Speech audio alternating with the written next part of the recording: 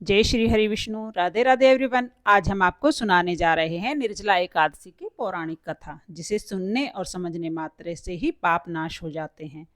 पद्म पुराण के अनुसार यह व्रत भगवान विष्णु को अत्यंत प्रिय है और इसका महत्व सारे एकादशियों में सर्वोच्च माना गया है। तो आइए सुनते हैं आस्था और भक्ति के साथ निर्जला एकादशी की पौराणिक कथा।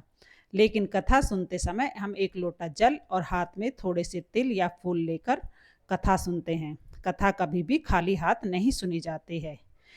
तो आइए कथा प्रारंभ करते हैं। एक बार की बात है, सौनकादि 88,000 ऋषियों मुनियों के साथ बड़ी श्रद्धा भक्ति से एकादशी व्रत की कल्याणकारी और पाप रोचक नाशक कथाएं सुनकर आ रहे थे। इसी बीच ऋषियों ने ज्येष्ठ शुक्ल एकादशी की कथा सुनने की प्रार्थना की।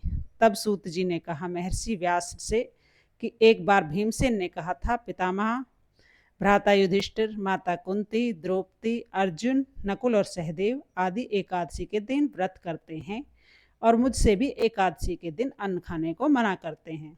मैं उनसे कहता हूँ कि भाई, मैं भक्ति पूर्वक भगवान की पूजा कर सकता हूँ, दान दे सकता हूँ, लेकिन मैं भूखा नहीं रह सकता। इस पर महर्षि व्यास जी ने कहा, भीमसेन, वे सही कहते हैं। शास्त्रों में कहा गया है कि एकादशी के दिन अन्न नहीं खाना चाहिए।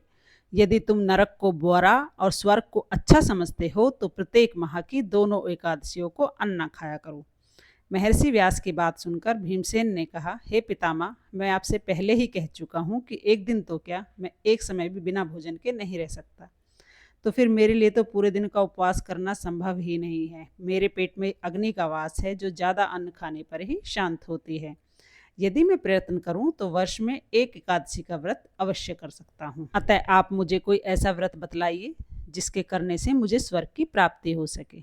भीमसेन की बात सुनकर व्यास जी ने कहा, हे वायुपुत्र, बड़े ऋषि और महर्षियों ने बहुत से शास्त्र आदि बनाए हैं। कलयुग में मनुष्य उनका आचरण करे तो अवश्य ही मुक्ति को प्राप्त होता है। उनमें से बहुत धन खर्च कर नहीं होता है। उनमें से जो प्राणों का सार है वह यह है कि मनुष्य को दोनों पक्षों की एकादशियों का व्रत करना चाहिए। इससे उन्हें स्वर्ग की प्राप्ति होती है। महर्षि व्यास जी ने कहा, हे वायुपुत्र, वृषभ संक्रांति और मिथुन संक्रांति के बीच में ज्येष्ठ माह की शुक्ल पक्ष की एकादशी आती है। उस दिन निर्जल व्रत करना चाहिए। हालांकि इस एकादशी के व्रत में स्नान और आचमन करते समय यदि मुख में जल चला जाए तो इसका कोई दोष नहीं लगता है, लेकिन आचमन में 6 मासा जल से अधिक जल नहीं होना चाहिए। इस आचमन से शरीर की शुद्धि होती है। आचमन में 6 मास से अधिक जल मदपान के समान माना गया है। इस दिन भोजन नहीं करना चाहिए। भोजन करने से व्रत नष्ट हो जाता है। सूर्योदय से लेकर सूर्यास्त तक यदि मनुष्य जलपान ना करे तो उसमें 12 एकादशियों के फल की प्राप्ति होती है।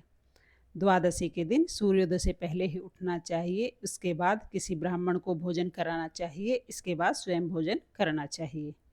अगर ब्राह्मण को भोजन नहीं करा सकते तो किसी मंदिर में दान अवश्य करना चाहिए। भीमसेन, स्वयं भगवान ने मुझसे कहा था कि इस एकादशी का पुण्य सभी तीर्थों और दान के बराबर है।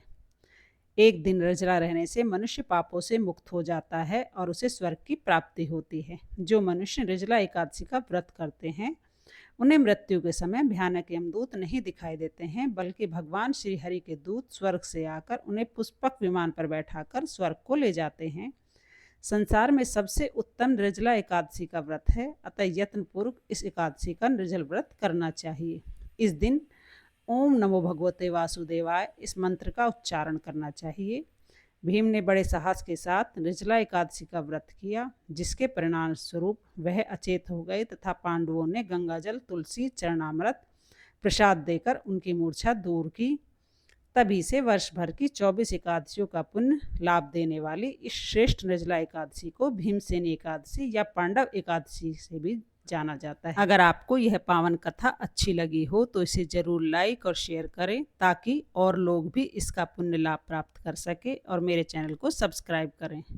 मिलते हैं अगली वीडियो में। तब तक जय श्री हरि विष्णु, जय श्री कृष्णा, राधे राधे।